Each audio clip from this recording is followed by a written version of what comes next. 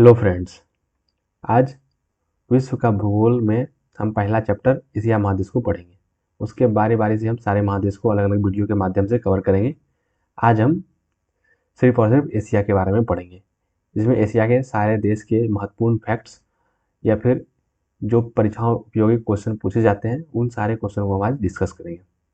तो आप वीडियो में शुरू से अंत तक बने रहेंगे ताकि आपको एक अच्छी समझ एशिया महादेश के बारे में आएगी। वीडियो थोड़ा लंबा होगा क्योंकि एशिया में बहुत ज़्यादा क्वेश्चंस पूछे जाते हैं और ये एक बड़ा टॉपिक भी है, इसलिए आप धैर्यपूर्वक वीडियो को देखेंगे। जैसा कि हम देखेंगे, एशिया महादेश सारे महादेशों में सबसे बड़ा है। इसका अगर क्षेत्रफल देखें तो स्थलीय भाग का 33% क्षेत्रफल ये खुद रखता है। देखेंगे यहाँ भी तो ये ग्रीन वाला पार्ट सारा एशिया है। एशिया और ये यूरोप जो है एक काल्पनिक रेखा के माध्यम से अलग होती है। जैसा कि हम सारा महादेश में देखें, जैसे साउथ अमेरिका ये एक अलग प्लेट पे है, नॉर्थ अमेरिका एक अलग प्लेट पे है, अफ्रीका एक अलग प्लेट पे है, वैसे आपको एशिया और यूरोप एक ही प्लेट पे दिखेगा। ये कोई अलग अलग प्लेट पर देश महादेश नहीं है। तो इन दोनों के बीच एक विभाजक रेखा जो खींची गई है वो काल्पनिक रेखा खींची गई है, जो यूराल पर्वत, कैस्पियन सागर, काला सागर और भूमध्य सागर के माध्यम से खींची गई है। जैसा कि हम देखेंगे यहाँ पर यूराल पर्वत की स्थिति है, तो यूराल पर्वत ये हो गई कैस्पियन सागर, ये हमारा हो गया काला सागर और ये हो गया भूमध्य सागर। तो इन चार काल्पनिक रेखाओं के माध्यम से एशिया और यूरोप को बांटा गया है।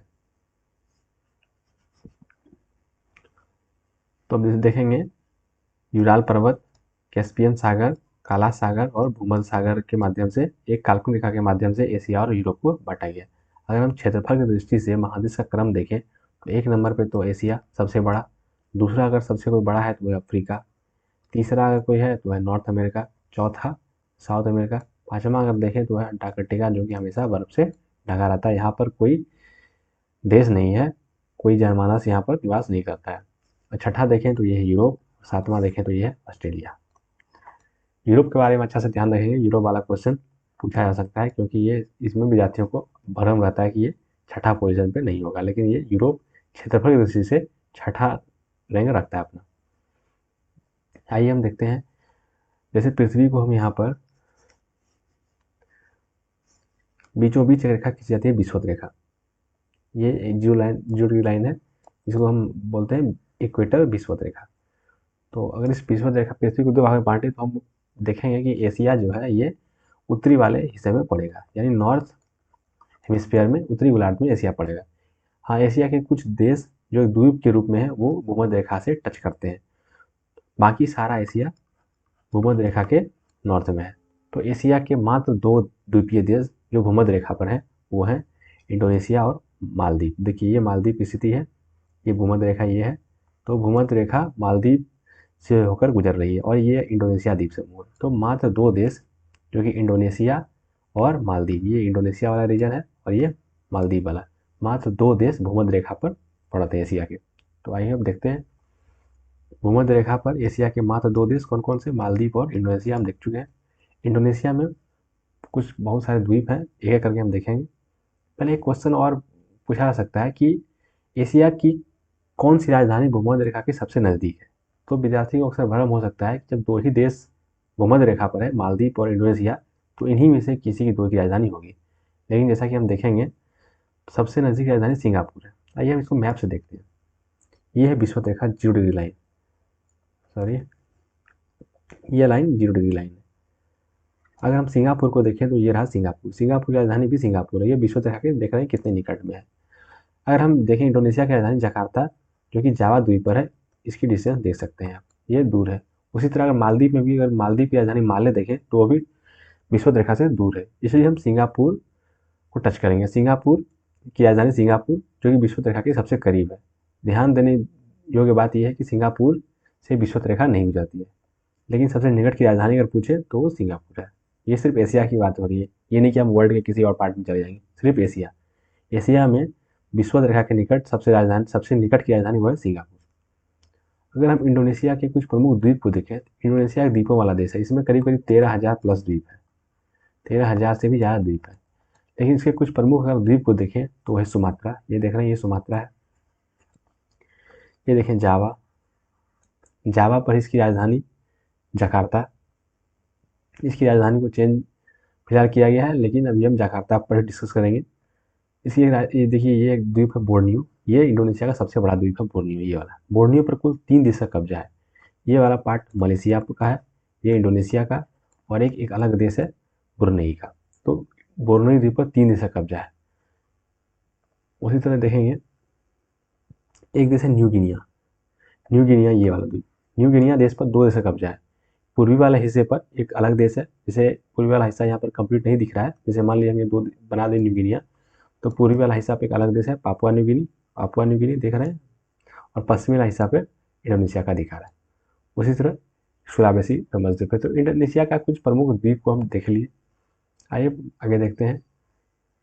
अगर क्षेत्रफल की दृष्टि से हम देश का क्रम देखें, ये सिर्फ एशिया की बात नहीं हो रही है, हम वर्ल्ड की बात कर रहे हैं। अक्सर ये आपको पता होगा, लेकिन एक बार डिस्कस कर लें तो एक नंबर पर रूस देखेंगे, एशिया का भाग है, ये रूस वाला हिस्सा है। एक नंबर पर रूस, 2 पे आता है कनाडा, ये नॉर्थ अमेरिका में पड़ा है कनाडा, ये वाला हिस्सा कनाडा है। 3 नंबर पर देखें तो वह चाइना, चाइना का आप लोग मैप से भली भांति परिचित होंगे, इसलिए हम उतना डिटेल में नहीं बता पा रहे हैं।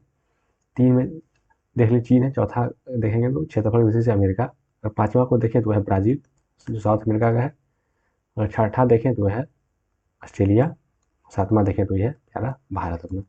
तो अक्सर ये इस क्वेश्चन आप पूछे नहीं जाते हैं, लेकिन आपको एक जानकारी के लिए बता दिए बस।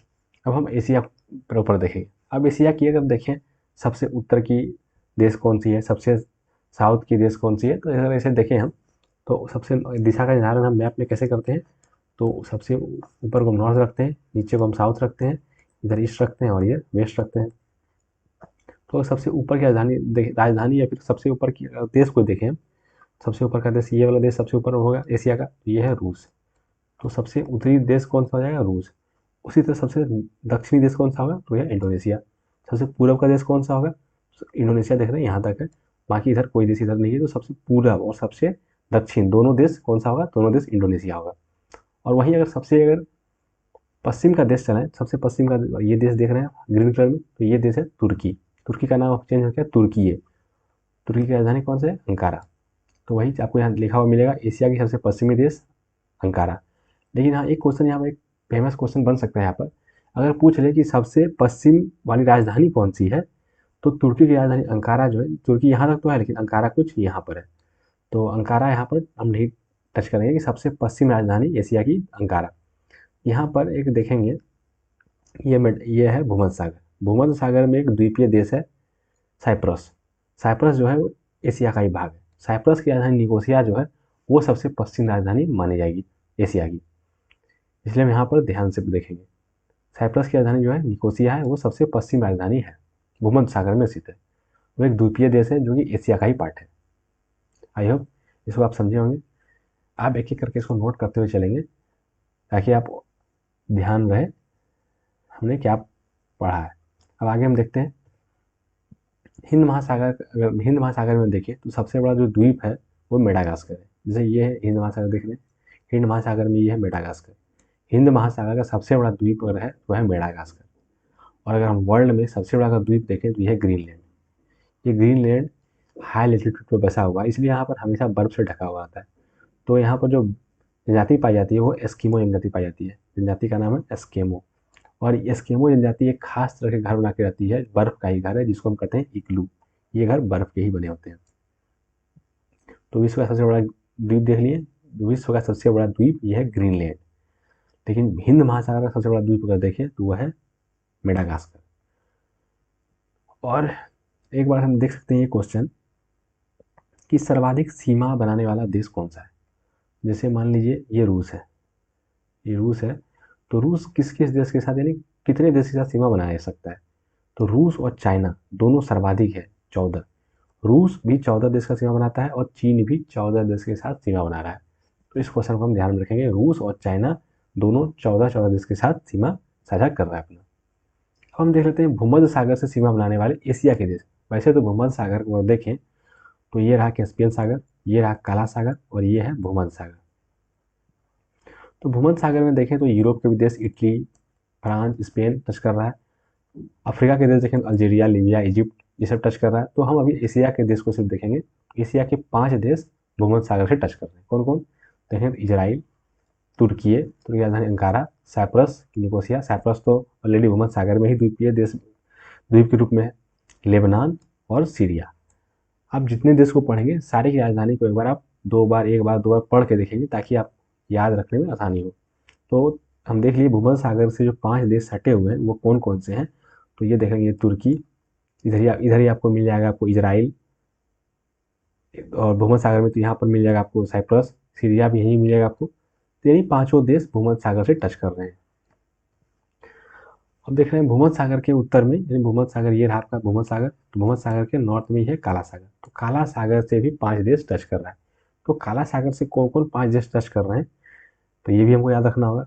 तो इसके लिए आपको एक कीवर्ड दे रहे हैं, जो सारे एशिया का ही देश होंगे। जब मान लीजिए कोई आपसे पूछे कि काला सागर से सटे हुए 5 देश का नाम बताओ, 5 देश टच कर रहा है, तो आप बोलिए यार टर्बर मत करो, हम बता रहे हैं। तो टर्बर से आप याद रखेंगे, TURBR से। तो इससे पहले आपको सारे मतलब कि कौन कौन से देश टच कर रहे हैं इसको पहले आप नाम से पढ़ेंगे, फिर आप TUR और BR से आप निकाल पाएंगे। तो T से हम देखेंगे तुर्की, U से देखेंगे यूक्रेन, R से देखेंगे रूस, B से देखेंगे बुल्गारिया और R से देखेंगे रोमानिया। तो हम 5 देश को ऐसे निकाल सकते हैं टर्बर से, तुर्की, यूक्रेन, रूस, रोमानिया और बुल्गारिया। आई होप आपको याद रह जाएगा आपको। उसी तरह हम देखेंगे कजाकिस्तान, तो सॉरी ये कैस्पियन सागर। तो कैस्पियन सागर से भी 5 देश टच कर रहा है। तो कैस्पियन सागर से 5 देश जो टच कर रहा है उसके लिए हम एक वर्ड देंगे आपको तारीख, TARIK। यहाँ भी आप 5 देश निकाल सकते हैं। उसके लिए पहले आपको देश का एक बार नाम अच्छे से याद रखना होगा कि उसके आसपास कौन कौन से देश है। जैसे T से हम याद रखेंगे तुर्कमेनिस्तान, A से अजरबैजान, R से रूस, I से ईरान और K से कजाकिस्तान। हम कैस्पियन सागर देख लिए, काला सागर देख लिए, भूमध्य सागर का भी 5 देश हम देख लिए। आइए हम देखते हैं दुनिया की सबसे बड़ी झील जो है वह कैस्पियन सागर। दुनिया की सबसे बड़ी झील कैस्पियन सागर है। कैस्पियन सागर को मैप पिछले स्लाइड में हम देखे थे, यह है कैस्पियन सागर। कैस्पियन सागर से सटे 5 देश को हम याद रखे थे किससे? TARIK से। अगर हम यहाँ देखें तो ये देखिए कजाकिस्तान, तुर्कमेनिस्तान, ईरान हो गया, ये देख रहे हैं, ये है, ये रूस वाला हिस्सा देखेंगे तो ये रूस, और एक देश बचा अजरबैजान। अजरबैजान ये देखा, ये रहा आपका अजरबैजान। अगर 5 देश तो हमको यहीं से मिल जाएगा। देखिए अजरबैजान 1, रूस 2, 3 ईरान, 4 हो गया आपका तुर्कमेनिस्तान, 5 हो गया कजाकिस्तान। तो 5 देश ये आपको भी दिख रहा है, और 5 देश का ट्रिक हम दे दिया TARIK से, तारीख से, तुर्कमेनिस्तान, अजरबैजान, रूस, ईरान और कजाकिस्तान। अब हम देखेंगे अरल सागर। अरल सागर में एक झील है, ये है अरल सागर, ये देख रहे हैं अरल सागर। अरल सागर 2 देश के बीच फंसा हुआ है, एक कजाकिस्तान और एक उज्बेकिस्तान। कजाकिस्तान एशिया के साथ साथ वर्ल्ड की सबसे बड़ी भू आवृत देश है, जिसको लैंडलॉक कंट्री बोलते हैं। लैंडलॉक कंट्री का मतलब है कि इसकी सीमा समुद्र से नहीं लगती है। तो कजाकिस्तान जो है विश्व का सबसे बड़ा लैंडलॉक कंट्री है। वैसे ही उज्बेकिस्तान को अगर देखें तो ये एशिया का, यानी कजाकिस्तान के बाद एशिया का सेकेंड नंबर पर सबसे बड़ा लैंडलॉक कंट्री है उज्बेकिस्तान। जब स्थलरूप देश की बात आई रही तो हम देख लेते हैं भूटान को। इंडिया का पड़ोसी देश है भूटान, ये वाला। भूटान भी एक स्थलरूप देश है, इसको सरफराज का देश कहा जाता है। यहाँ का राष्ट्रीय चिन्ह भी अजगर सांप है, इसको हम ध्यान में रखेंगे। सरफराज का देश किसको कहते हैं? तो भूटान को। यहाँ का राष्ट्रीय चिन्ह भी कौन सा है? अजगर। तो भूटान की जो सर्वोच्च शिखर है वो है कुल कंगरी। यहीं पर हम आपको मेंशन कर दिए, कुल कंगरी जो है ये महान हिमालय का, बृहद हिमालय का भाग है, कुल कंगरी, जो कि भूटान की सर्वोच्च चोटी है। आइए देखते हैं नेक्स्ट स्लाइड में। रूस और चाइना के बॉर्डर पे, रूस और चाइना के बॉर्डर के पर प्रवाहित होकर एक नदी जो है बहती है और ओखोत्स्क सागर में गिरती है, जिसको बोलते हैं आमूर नदी। तो आमूर नदी रूस और चाइना के बॉर्डर पर प्रवाहित होती है और ओखोत्स्क सागर में अपना जल गिराती है। तो हम यहाँ देख लेंगे ओखोत्स्क सागर में अपना जल गिराती है अमूर रिवर। अब जैसे जापान को देखें तो जापान कुल 4 द्वीप पर बसा देश है। वैसे जापान में ढेर सारे द्वीप हैं, लेकिन 4 फेमस द्वीप है। कौन कौन? होक्काइडो, देखें ये होक्काइडो, ये है होन्शु, ये है शिकोकू, और ये है नीचे वाला, सबसे नीचे वाला क्यूशू। 4 प्रमुख देश है। कौन कौन? होक्काइडो, होन्शु, शिकोकू और क्यूशू। तो इसमें हम देखेंगे इसकी राजधानी जो टोक्यो है ये है होन्शु द्वीप पर। ये सबसे बड़ा द्वीप है, देखने में आपको लग जाएगा ये सबसे बड़ा द्वीप है होन्शु। होन्शु पर ही इसकी राजधानी है टोक्यो। ओसाका जानते हैं सूती वस्त्र के लिए प्रसिद्ध है, ये भी होन्शु द्वीप पर ही है ओसाका, जो कि सूती वस्त्र के लिए प्रसिद्ध है। शिकोकू पर हिरोशिमा है और क्यूशू पे नागासाकी है। हिरोशिमा और नागासाकी से आप अच्छी भली भांति वाकिफ होंगे। अमेरिका ने इन दोनों पे 1945 में सेकेंड वर्ल्ड वॉर के टाइम परमाणु बम का प्रयोग किया था, यही दोनों पे हिरोशिमा और नागासाकी 6 अगस्त और 9 अगस्त को। तो जापान को हम देख लिए 4 जो बड़े बड़े द्वीप हैं, कौन कौन है, होक्काइडो, होन्शु, शिकोकू, क्यूशू। एक लाइन से याद करेंगे, यही क्रम भी है north to south, Hokkaido, Honshu, Shikoku और क्यूशू। आइए जापान के बाद हम देखते हैं फिलीपींस। ये सारे एशिया के देश हैं और जिनसे इंपॉर्टेंट क्वेश्चन बन सकते हैं हम उन्हीं को सिर्फ लिया हुआ है। फिलीपींस भी एक द्वीपीय देश है, इसमें बहुत सारे द्वीपीय श्रृंखला है, लेकिन हम इसमें कुछ जो फेमस द्वीप है उन्हीं को हम देखेंगे। तो 3-4 जो फेमस द्वीप है, लुजोन, लुजोन पर ही इसकी राजधानी है मनीला। मनीला फिलीपींस की राजधानी कहाँ है, मनीला, जो कि लुजोन द्वीप पर। एक है विसियस, ये है विसियस द्वीप श्रृंखला। एक है मिंडनाओ, ये है देखते हैं मिंडनाओ। फिलीपींस प्रमुख देख लिए द्वीप, यही 3 द्वीप है। बाकी और सारे जो द्वीप हैं उनको हम मतलब परीक्षाओं की दृष्टि से हम पढ़ रहे हैं मात्र। तो ये हम 3 प्रमुख द्वीप को देखेंगे, लुजोन, विसियस और मिंडनाओ। फिलीपींस के पूर्व में देखें, फिलीपींस के पूर्व में देखें यहाँ पर, तो एक द्वीपों की श्रृंखला इसको बोलते हैं कैरोलाइन द्वीप समूह, कैरोलाइन द्वीप समूह। यहीं पर विश्व का सबसे गहरा गर्त जिसको हम बोलते हैं मैरियाना ट्रेंच, मैरियाना गर्त, वो कैरोलाइन द्वीप समूह के ही पास मिलेगा आपको। एक है कागोन घास का मैदान। कागोन घास का मैदान कहाँ पर उगेगा, ये उष्णकटिबंधीय घास का मैदान है जो कि फिलीपींस में उगेगा। कागोन, फिलीपींस में एक विशेष प्रकार की घास उगती है, इसको हम बोलते हैं कागोन घास का मैदान। फिलीपींस को देख लिए। अब हम देखते हैं भूमध्य सागर और लाल सागर के बीच जो एक नहर का निर्माण किया गया है वो सुएज नहर है। ये देख लिया आप, मेडिटेरियन सी, ये भूमध्य सागर है। भूमध्य सागर से सटे 5 देश एशिया के हमने पहले ही देख लिए। यह है ब्लैक सी हमारा, ब्लैक सी से भी 5 देश कौन कौन सा था, याद रखे थे, TUR और BR से, टर्बर से। और कैस्पियन सागर ये रहा, कैस्पियन सागर देख रहे हैं, कैस्पियन सागर ये, तो कैस्पियन सागर से जो 5 देश थे ये था TARIK तारीख से। वैसी तरह हम भूमध्य सागर का भी 5 देश हम देख लिए थे। अब हम देखेंगे भूमध्य सागर ये, और ये रहा लाल सागर।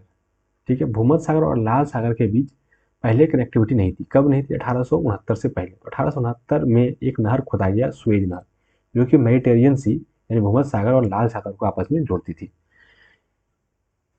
पहले अगर यूरोप से अगर एशिया की तरफ आना होता था तो ये भूमध्य सागर से अटलांटिक में प्रवेश कर हिंद महासागर में बहुत लंबा चौड़ा रास्ता घूम के आना पड़ता था। लेकिन 1869 में सुएज नहर के निर्माण के बाद भूमध्य सागर से लाल सागर आने का मार्ग बहुत ही छोटा और सरल हो गया। इसका राष्ट्रीयकरण मिस्र सरकार ने 1956 में कर दिया। मेडिटेरियन सी और लाल सागर के बीच जो नहर थी वह है सुएज नहर, उसको हम देख ली। अब हम देखते हैं अरब प्रायद्वीप। सबसे बड़ा प्रायद्वीप देखें तो वह है अरब का प्रायद्वीप। ये है अरब वाला प्रायद्वीप का हिस्सा, ये एशिया में ही पड़ रहा है। तो अरब प्रायद्वीप पे कुछ देश बसे हुए हैं, जिसमें सबसे बड़ा देश है वो है सऊदी अरब। अरब प्रायद्वीप पे सबसे बड़ा देश है वो है सऊदी अरब। अरब प्रायद्वीप के नॉर्थ में, यहाँ पर विजिबल नहीं हो पा रहा है, लेकिन यहाँ पर नॉर्थ में एक खाड़ी जिसको बोलते हैं ओमान की खाड़ी। ओमान की खाड़ी में ही दुबई शहर बसा हुआ है। तो जैसे कि भारत की स्थिति देख रहे हैं, ये भारत की स्थिति है। तो भारत जहाँ बसा हुआ है इसके पश्चिम में भी और पूर्व में भी, दोनों तरफ। अगर इसके हम पूर्व में बात करें तो गोल्डन ट्रायंगल के नाम से 4 देश फेमस है जो अफीम उत्पादन के लिए फेमस है पूर्व में। तो इंडिया तो ये रहा, इंडिया का पूर्व कौन सा होगा, ये वाला पूर्व होगा, ईस्ट होगा। और वेस्ट कौन सा होगा, तो ये वेस्ट होगा। वेस्ट में गोल्डन क्रीसेंट यानी स्वर्ण अर्धचंद्र, इसको हिंदी में बोलेंगे, लेकिन गोल्डन क्रीसेंट, यहाँ पर भी 3 देश फेमस है जो अफीम उत्पादन के लिए फेमस है। तो हम ऐसा कहेंगे कि इंडिया 2 बड़े अफीम उत्पादक देश के बीच स्थित है। जो पूर्व में 4 देश, म्यांमार, थाईलैंड, वियतनाम और लाओस, ये अफीम उत्पादन के लिए प्रसिद्ध है, जिसको हम गोल्डन ट्रायंगल में हम गिनते हैं। और उसी तरह पश्चिम में हम गोल्डन क्रीसेंट में देखें तो पाकिस्तान, अफगानिस्तान और ईरान, ये 3 देश हैं जो अफीम उत्पादन के लिए जाने जाते हैं। तो इंडिया 2 बड़े अफीम उत्पादक देशों के बीच फंसा हुआ है, जो देखेंगे ईरान, अफगानिस्तान और पाकिस्तान, ये है गोल्डन क्रीसेंट।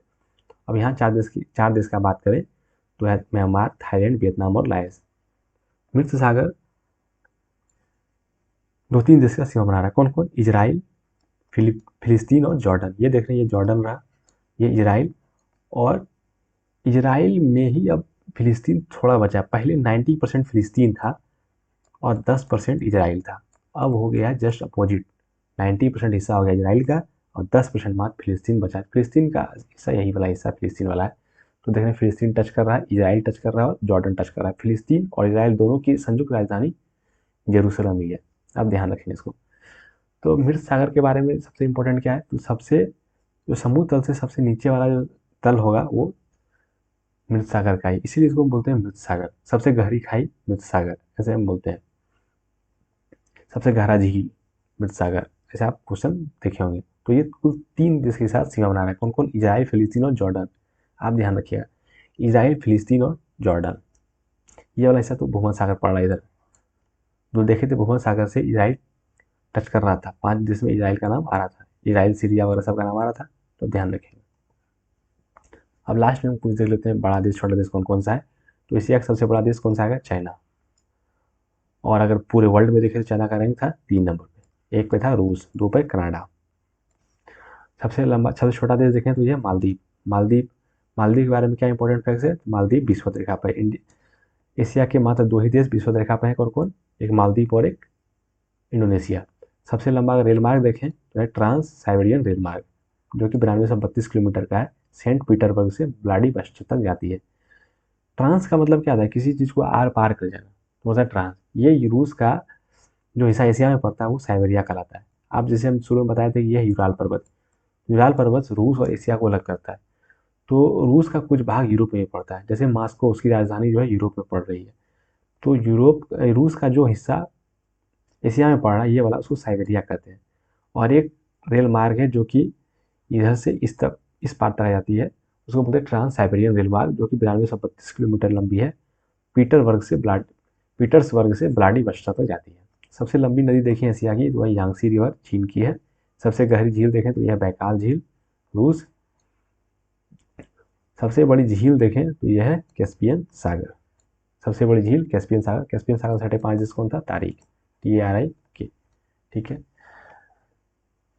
उसके बाद हम देख लेते हैं दक्षिण एशियाई देश के बारे में। एशिया के साउथ ईस्ट में कुछ देश हैं जो कि सांस्कृतिक रूप से भी और आर्थिक रूप से भी एक संगठन बना के रह रहे हैं, जिसको हम बोलते हैं आसियान कंट्री।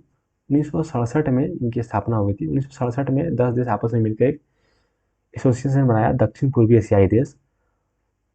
ऐसा बनाने का पर्पस था में कि इसके नॉर्थ में एक साम्राज्यवादी देश है चाइना।